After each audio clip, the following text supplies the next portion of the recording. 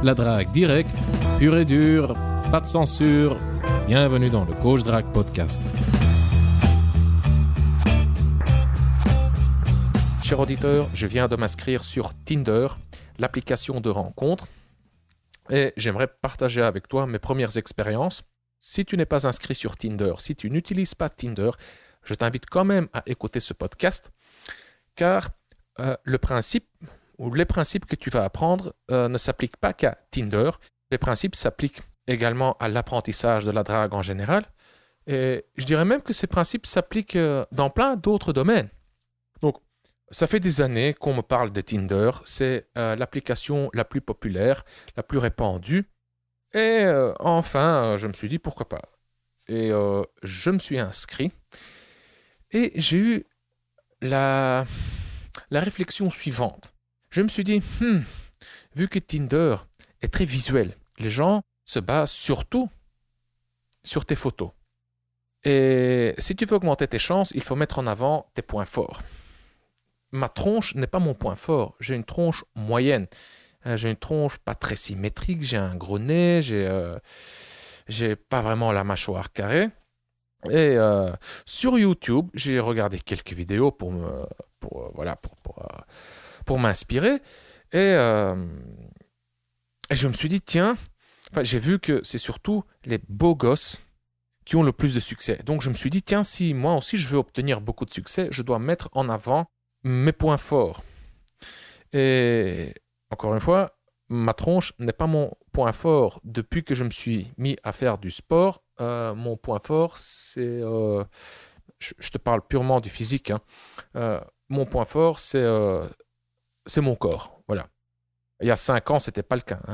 Mais maintenant, j'ai vraiment un beau corps athlétique, bien musclé, assez sec. Et donc, oui, je me suis dit, tiens, je vais mettre en avant mon corps.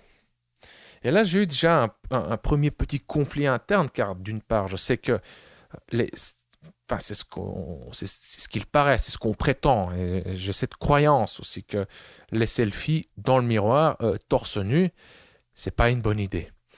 Et par expérience, dans le passé, je sais que effectivement, ce n'est pas une bonne idée. C'est pas la première fois que je drague virtuellement. Dans le passé, j'ai beaucoup dragué en ligne sur des sites comme Badoo, comme Too. Too n'est pas si populaire en France. Too, ça s'écrit T-W-O-O. Et donc, oui, j'ai acquis quand même une certaine expérience sur ces sites de rencontres. Et une partie de cette expérience, je peux l'utiliser sur Tinder. Et donc, j'ai eu ce conflit interne. Je me dis,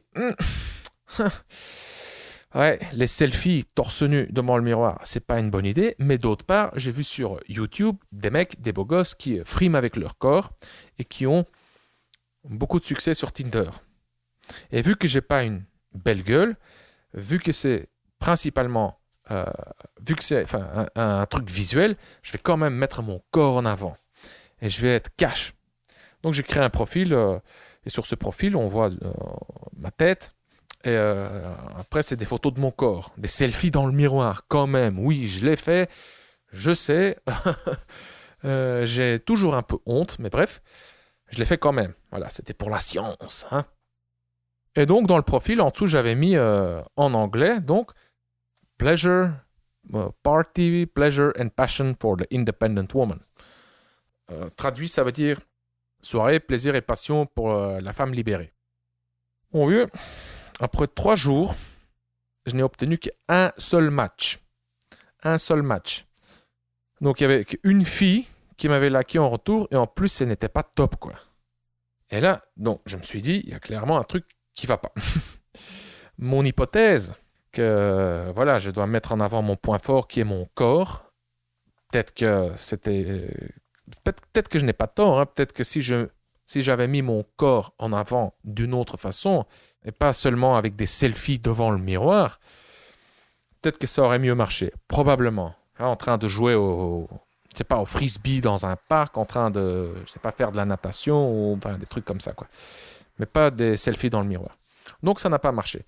Alors, qu'est-ce que j'ai fait ? J'ai changé mon profil. J'ai fait quelques modifications. J'ai enlevé toutes les photos, tous les selfies de mon corps dans le enfin, de mon torse nu devant le miroir. Je les ai supprimés. Et j'ai modifié aussi le texte dans mon profil. Je ne vais pas te le lire maintenant, c'est un truc assez long, mais ce petit descriptif, je l'ai déjà utilisé dans le passé sur les sites de rencontres et ça marchait vraiment bien. Il y a beaucoup de filles qui m'ont liké et qui me like encore maintenant, après avoir lu ce texte. Et donc, je suis passé du mec torse nu, selfie devant le miroir qui cherche ou qui propose du cul, au mec un peu plus normal, qui a un sens de l'humour. Je joue sur l'humour. Et bon, les résultats sont pas top, c'est toujours pas du haut niveau comme les mecs que j'ai vus sur YouTube. Petite parenthèse, peut-être que c'est faux, quoi. Peut-être que c'est même des petites arnaques, c'est des vidéos montées. C'est possible, je sais pas. Mais je connais en tout cas des mecs qui obtiennent de meilleurs résultats sur Tinder. Et j'ai même un pote dans la salle de muscu qui a fait un faux profil, un catfish comme on dit en anglais. Et il a utilisé les photos d'un mannequin. Et il dit c'est un truc de malade. Il a eu tellement de matchs, des filles qui l'accostaient, qui lui proposaient du cul, quoi. Voilà. Donc je crois bien qu'effectivement, que c'est possible d'avoir des résultats ridicules, spectaculaires. Mais pour ça, il faut être vraiment, vraiment beau gosse. C'est 1% des mecs ou 5% des mecs, les 5% les plus beaux qui peuvent obtenir vraiment de très, très bons résultats. Ben, malheureusement, je n'en fais pas partie. Et donc, je dois trouver d'autres stratégies. Et c'est justement là où je voulais en venir, c'est que j'ai déjà vu beaucoup de mecs qui, après une expérience pareille, réagissent de la façon suivante. Ils s'inscrivent, ils essayent, ils envoient des messages. D'abord, pour commencer, ils mettent des photos de merde. Ils ont très peu de matchs. Une fois qu'ils ont des matchs, ils accostent la fille et ça donne pas grand-chose. Et après, ils se plaignent. Ils disent « Ouais, Tinder, ça marche pas. » Et quand tu regardes comment elles font, c'est clair que ça marche pas. Ils ont des photos de merde et ils abordent des filles avec « Coucou, ça va? Hey, salut, comment se passe ta journée ?» Et voilà, c'est pas du tout original. C'est des trucs que tout le monde fait. Voilà. Et donc, qu'est-ce que je voulais te dire? J'ai appliqué une stratégie toute simple. Et cette stratégie est à la base je dirais pas de tout apprentissage, mais quand même, surtout tout ce qui concerne le comportement. Comment changer ton comportement? Comment développer de nouveaux comportements? Comment améliorer ton comportement? Comment développer de nouvelles habitudes? Surtout, en matière de drague, comment devenir un bon dragueur? C'est cette méthode qu'il faut appliquer et c'est la méthode essai-erreur. Voilà, tu formules des hypothèses, tu testes ces hypothèses et tu évalues les résultats. Tu vois ce que ça donne. Si ça ne marche pas, tu changes un truc, tu testes de nouveau, tu essayes jusqu'à ce que tu obtiens les résultats souhaités. C'est aussi con que ça. Et donc, comment devenir bon sur Tinder? C'est en appliquant cette méthode, la méthode essai-erreur. Tu répètes les essais, tu enchaînes les répétitions essai-erreur. Pour la drague, dans la vraie vie, pas sur les ordinateurs et sur les smartphones, c'est le même principe. Tu appliques la méthode essai-erreur encore et encore. Donc voilà, la méthode essai-erreur est au cœur de l'apprentissage de la drague. Et il y a aussi d'autres formes d'apprentissage. Ceci est une petite parenthèse. La méthode essai-erreur n'est pas la seule méthode d'apprentissage. Tu as aussi plusieurs types d'apprentissage social. Tu as l'apprentissage observationnel.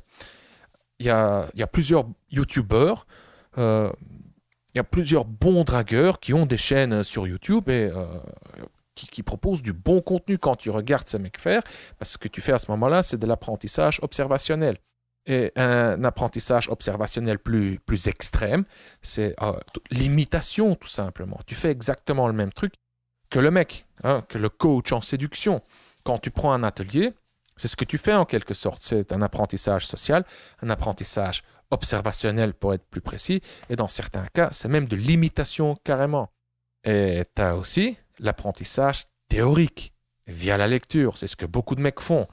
Ils regardent des vidéos sur YouTube, ils font un apprentissage observationnel, ce qu'ils pensent, Ils vont sur des blogs, ils lisent, c'est l'apprentissage théorique via la lecture, mais malheureusement, s'ils n'appliquent pas ce qu'ils viennent d'apprendre, ça ne sert pas à grand-chose, sauf qu'à à leur procurer, je sais pas, des petites doses de dopamine pendant qu'ils regardent et qu'ils lisent. Voilà, si tu n'appliques pas les connaissances apprises, c'est rien d'autre qu'une stratégie pour gérer tes émotions. Tu lis, tu regardes des vidéos juste pour te sentir maintenant. Bref, mais ça, c'est une toute autre histoire. J'en ai parlé dans un ou voire plusieurs épisodes du Coach Drag Podcast. Ce n'est pas le sujet de ce podcast-ci. Donc, en parlant de la méthode essai-erreur, je te rappelle que je viens d'ouvrir les portes d'une nouvelle formation. Cette nouvelle formation s'appelle le script. Le script, c'est-à-dire que dire, comment le dire, de l'approche à la conclusion. Le script contient des phrases de drague, des techniques de drague toutes faites que tu peux reprendre, copier, coller. Et le script contient un module sur la drague de rue. Donc, il contient des phrases de drague pour la rue, un module sur les bars et les boîtes, un module sur le web dating et Tinder, un module sur le text game, donc tout ce qui est texto, Viber, WhatsApp, etc. Un module sur les rendez-vous, que dire pendant le rencard, quelle technique utiliser pour passer du rencard à la chambre à coucher.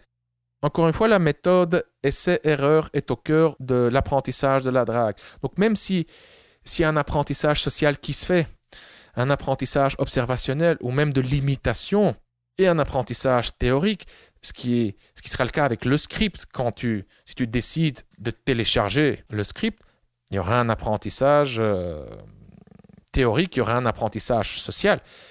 Mais au final, quand tu vas sur le terrain pour tester ce que tu as appris, là de nouveau tu appliques la méthode essai-erreur. Même après avoir observé un mec, même en essayant d'imiter un mec, quand tu l'imites, ce que tu fais, c'est tu appliques la méthode essai-erreur. Tu testes ce nouveau comportement et tu vois ce que ça donne. Bref, je reviens donc sur le script. Le script a été créé par mon pote Robbie. Robbie, je le connais déjà depuis 12 ans. Comment est-ce que je l'ai rencontré? Quel est notre centre d'intérêt commun? Tu ne le devineras jamais, la drague. Ce mec, c'est le pionnier de la communauté de séduction belge. C'est le tout premier qui a créé le tout premier forum belge. C'est un obsédé de la drague. Et récemment, il y a quelques heures, on a eu une conversation de 2h30 sur Skype sur des trucs personnels. Il revient de voyage et en fait, il était malheureux, mon vieux. Ce mec, franchement, il baisse tellement qu'il en devient malheureux. Il mène une existence, pour l'instant, ce n'est pas toujours le cas, tu vois, mais maintenant, il est dans une phase, il sature tellement, il est malheureux. Il dit, je me sens vide, je ne sens plus rien, je me demande pourquoi. Et ce mec, il a tellement de succès, quand il s'y met, je veux dire, quand il s'applique pas, il n'a pas de succès, bien entendu. Il bosse, quoi. Il bosse pour obtenir ses résultats. Là, c'est pas qu'il est beau, riche ou populaire et que les gonzesses se jettent à ses pieds. Non, c'est un chasseur, un dragueur. Tout comme moi, il doit bosser pour avoir du succès auprès des femmes. Mais bon, il bosse tellement et il a tellement de succès qu'il se demande à un moment, mais pourquoi je fais tout ça, quoi? Je me sens mal. Je me sens vide et pour essayer de combler ce vide, j'en fais encore plus et le résultat est que je me sens encore plus vide. Donc, ce mec, encore une fois, c'est un obsédé, un accro de la drague. Et on s'est mis d'accord. Je lui ai dit, écoute, Robbie, la conversation était tellement bonne, tellement riche en contenu, en expérience. Je me suis dit, je lui ai dit, écoute, Robbie, on aurait dû enregistrer ça. C'est vraiment du contenu de qualité. Il y a tellement de mecs qui peuvent en profiter. Et en plus, c'est d'un niveau plus avancé. C'est un truc plus profond. On parlait de trucs existentiels, quoi. Enfin, bref. Et donc, le podcast de demain sera une interview avec Robbie.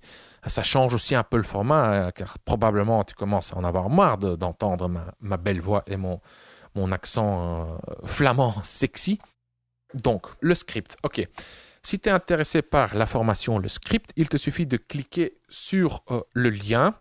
Le lien se trouve dans les notes sur l'application que tu utilises pour écouter les podcasts. Tu appuies quelque part et hop là, tu trouveras les notes, la description et là-dedans, il y a un lien.